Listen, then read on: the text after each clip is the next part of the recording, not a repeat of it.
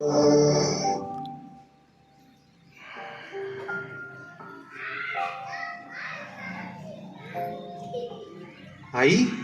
बाबा, हा पेढा घ्या. मला अमेरिकेत मोठ्या कंपनीत जॉब मिळालाय. आता माझी सर्व स्वप्न पूर्ण होणार. अरे वा, छानच की. अरे पण अमेरिका काय जे म्हणालास ते आहे तरी कुठं? अगं काय आई, अमेरिका म्हणजे खूप मोठा देश आहे. आज सकाळीच मला मेल आलाय. तिकडे नोकरीसाठी बोलवले आहे त्यांनी. चला, आता आम्हाला म्हातारा म्हातारीला अमेरिका पाहायला मिळणार म्हणायची. नाही बाबा, पहिल्यांदा आम्हाला तिकडे जावं लागेल. तिकडून जाऊन स्थिर जावर झालो की तुम्हाला तिकडे घेऊन जातो. मग आम्ही कोणासोबत राहायचं? तुमच्याशिवाय आमचा वेळ कसा जाणार? तुम्ही इथे नाही ही कल्पनाच करवत नाही बघ आम्हाला. झाले का सुरू? कधी नव्हे ती चांगली नोकरीची संधी आली की झाली तुमची रडारड सुरू. तशी आमचीही काही स्वप्न आहेत, ती कधी पूर्ण करणार?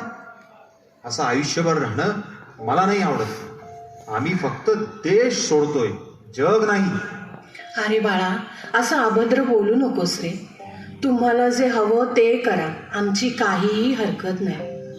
अरे पण तोपर्यंत आमची सोय कशी आणि कुठं करणार आहेस बेटा तू? बाबा, तुम्ही मागे म्हणालात ना, तुमचे व आईचे अनेक मित्रमैत्रिणी आपल्या शहरातील वृद्धाश्रमात आहेत. हवं तर तिथे तुम्ही थोडे दिवस राहू शकता. तिथे तुम्हाला एकटंही वाटणार नाही. आम्ही येताना हा तिथला ऍडमिशन फॉर्म सुद्धा घेऊन आलोय. अरे बाळा, जर थोड्या दिवसांचाच प्रश्न असेल तर आम्ही इथेच राहतो ना आपल्या घरात. अहो बाबा, आम्हाला तिकडे जायचं आहे, म्हणजे खूप खर्च आहे. मी विचार करतोय, आपले घर विकले तर त्या पैशातून आम्हाला तिकडे जाता येईल. तसं आता आपलं घर आता खूपच जुनं झालं आहे. अरे बाळा, असं म्हणू नकोस. जुनं जरी असलं तरी ते आपलं घर आहे. तुझा जन्म सुद्धा याच घरात झाला बरं, आणि आता हे विकायचं म्हणजे वाईट वाटतं रे. झालं का परत रडगाणं सुरू? आम्ही काही करायचं म्हटलो की तुम्ही नेमकी आडवे येतात. माझी प्रगती कोणालाच बघवत नाही. अरे बाळा, असं कसं म्हणतोस तू? आम्ही फक्त इतकंच म्हणतोय. वसुधा, काहीच बोलू नकोस. बाळा, तुम्ही जसं म्हणाल तसं आम्ही करू. तो वृद्धाश्रमाचा फॉर्म भर तेवढा.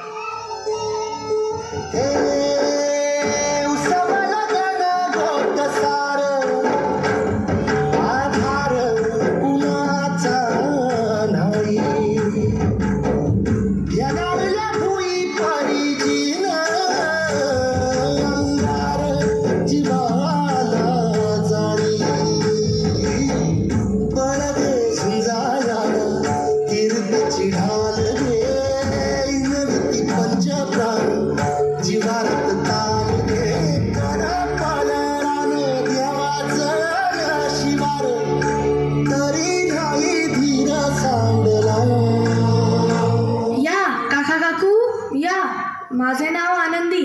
मी आपले स्वागत करते. आई, बाबा, सर्व काही कागदपत्र फॉर्मॅलिटी मी पूर्ण केली आहे. लवकरच आम्ही तुम्हाला घ्यायला येऊ. आम्ही निघतो आता. ठीक आहे, आम्ही तुमची वाट पाहतोय. बाळांनो, लवकर या हा. अगं आनंदी, माझा मुलगा अमेरिकेत जातोय. आमची हेळसांड होऊ नये ना म्हणून इथं पाठवलं त्यांनी आम्हाला.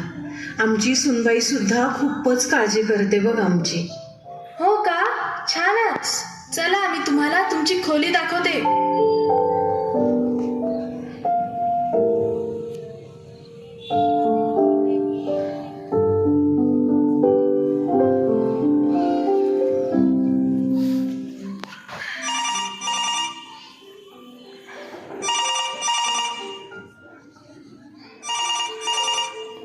हॅलो. अरे बाळा, मी बोलतीये. कसा आहेस? तुझी आठवण येते रे. आई, मी खूप कामात आहे, नंतर फोन करतो. काय म्हणालं आपलं बाळ? अहो तो मीटिंगमध्ये आहे, फोन करतो म्हणाला.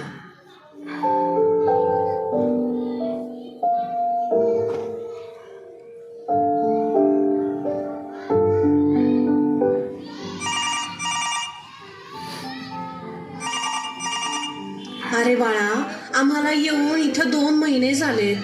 तू कधी कधी येणार आहेस? आई, सारखं सारखं फोन करू नको. आम्ही इथे स्थिर झालो की येऊ तुम्हाला घ्यायला. आता फोन ठेव. काय कारण सांगितलं यावेळी? काम संपल्यावर येईल म्हणाला हो. आमच्या मुलावर आमचा पूर्ण विश्वास आहे. तो असं नाही करणार. तो नक्की येणार आम्हाला घ्यायला.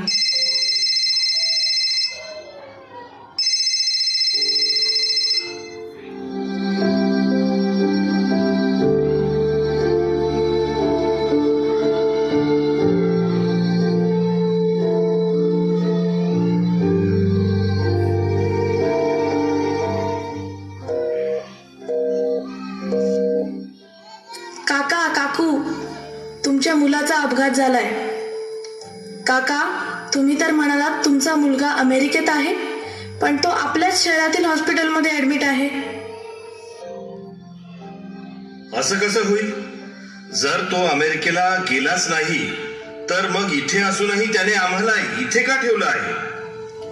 अहो, हे बोलायची ही वेळ नाहीये. चला पटकन हॉस्पिटलमध्ये.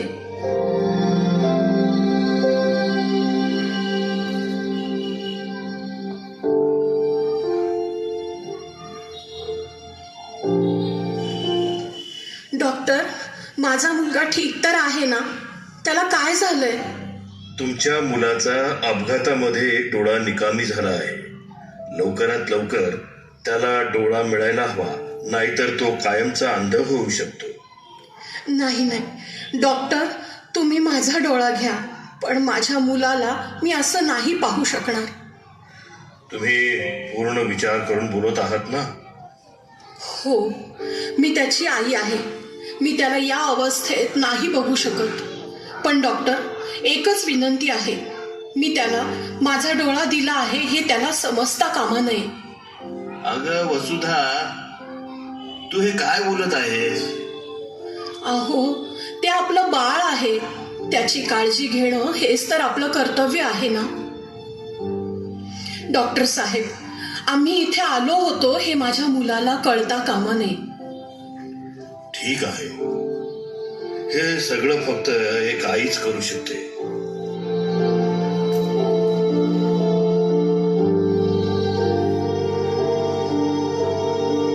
अहो, जरा फोन लावून बघता का? मला त्याची खूप आठवण येत आहे. तो ठीक तर असेल ना?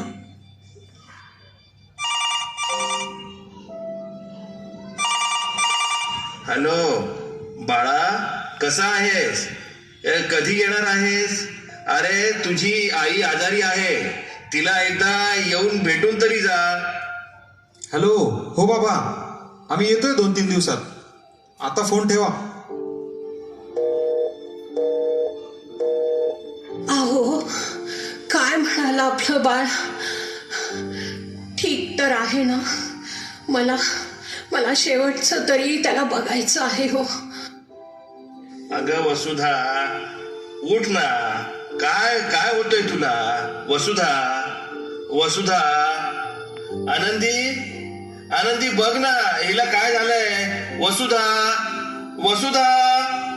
नाही, असं होऊ शकत नाही. वसुधा, अगं उठ ना.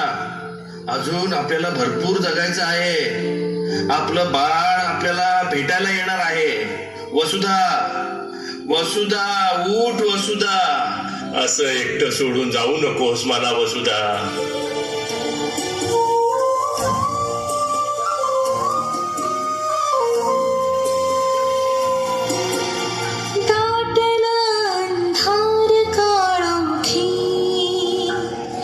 जीव पेटला,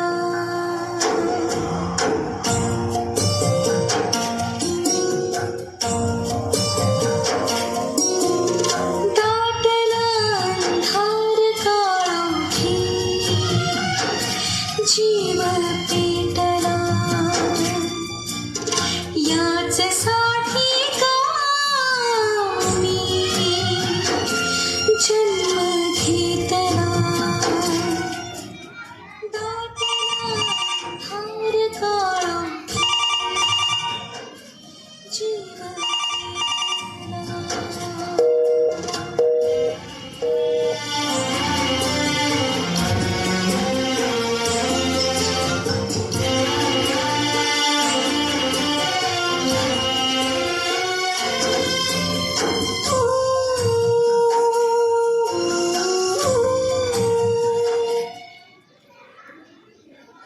बाबा कसे आहात? आणि आई कुठे आहे? लवकर आलास रे पोरा. तिने केलेल्या उपकाराची परतफेड करायला आलास का? अहो बाबा, ते आम्ही वृद्धाश्रमाची फी भरायला आलो होतो. आणि असं टोचून का बोलताय? कोणत्या उपकाराची परतफेड? बरोबर, उपकार नाही, कर्तव्य केलं. तिनं तुला जन्म दिला, तुला मोठं केलं. इतकंच नाही तर तुला दुसरं आयुष्य दिलं. अरे तिच्यामुळेच तू परत एकदा ही सृष्टी पाहत आहेस. काय बोलत आहात तुम्ही? मला काहीच कळत नाहीये. होय बाळा, तुझा अपघात झाला आणि एक डोळा निकामी झाला तेव्हा तुझ्या आईनं तिचा एक डोळा तुझ्यासाठी दिला. तुला हे ऐकून त्रास नको म्हणून हे लपवून ठेवायला सांगितलं त्या माऊलीनं. काय? बाबा, आई कुठे आहे? आई, मी चुकलो. मला तिची माफी मागायची आहे.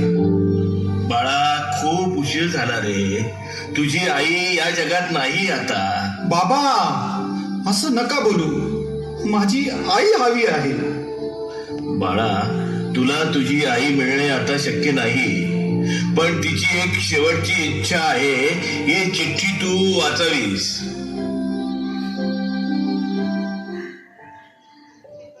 माझ्या बाळा, कसा आहेस? ठीक आहेस ना?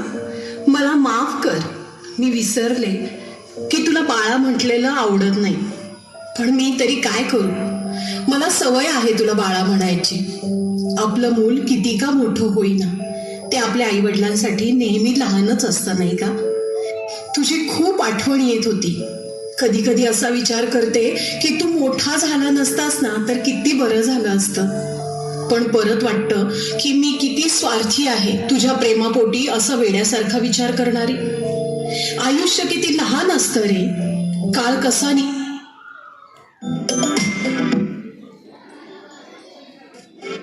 जातो ते समजतच नाही. तुझं लहानपण सांभाळण्यात आम्ही स्वतःचं सर्व काही विसरून गेलो. तुला वाढवलं, शिकवलं, मोठं केलं.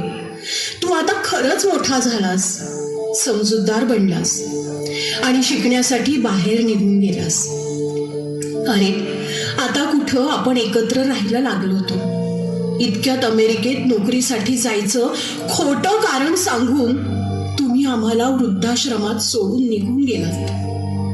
असं तुम्ही करण्याचं काय कारण असेल हे विचारायला मी कदाचित नसेलही. पण या प्रश्नाचं उत्तर मला शेवटपर्यंत मिळालं नाही. बाळा, आम्ही इथे एकाच आशेवर राहिलो की तू नक्की परत येशील. आज तुम्हा दोघांकडे सर्व काही असेल, पण या आनंदात तुमच्या आई बाबांना सहभागी करण्याची तुझी इच्छा का झाली नाही हाच प्रश्न मला पडला होता. आज तू परत आलास खरा, पण थोडासा उशीरच केला. बाळा, तू आम्हाला कधीच भेटायला आला नाहीस, स्वतःहून फोनही कधी केला नाहीस. आम्हाला दुसरं काहीही नको होतं रे, फक्त तुम्ही हवे होता. मी गेल्यानंतर तुझे बाबा एकटे पडणार. तू मला भेटायला नाही आलास, किमान माझ्या नंतर तुझ्या बाबांना तरी भेटायला नियमितपणे येत जा. त्यांची काळजी घे. तुला आणि सुनबाईला खूप खूप आशीर्वाद. खूप मोठा हो. तुझीच आई. आई, मला माफ कर. आम्हाला आई बाबा ओझं वाटू लागली म्हणून आम्ही त्यांना वृद्धाश्रमात सोडलं. पण मला आज समजलं की आई बाबांचं असणं काय असतं. आज मी खऱ्या अर्थाने भिकारी झालो. कारण स्वामी तिन्ही जगाचा, आई विना भिकारी.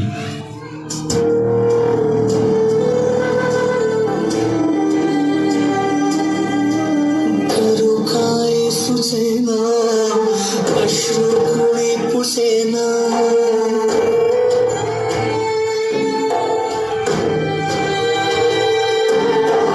करू काय सुचेना, अश्रू कुणी पुसेना. हा तुझा बोला मला सोसवेना. तू जीव प्राण माझे, तू सर्व भान माझे. तुझ्या एका हाकेसाठी जुळे जीव माझा. आई, अगं आई, रुसली सका बोलना. आई,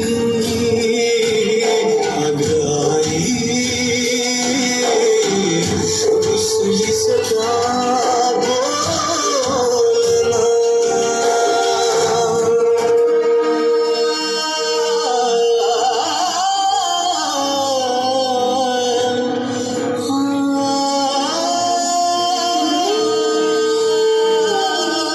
ओंजळीच्या पारण्यात शेज माझी सजलेली. जगण्याची आस तुझ्या पदराशी बांधलेली. ओंजळीच्या पारण्यात शेज माझी सजलेली. जगण्याची आस तुझ्या पदराशी बांधलेली. सोबतीला हे जणू तुझ्या मायेची सावली. गाऊन गाई आई काही कथा सा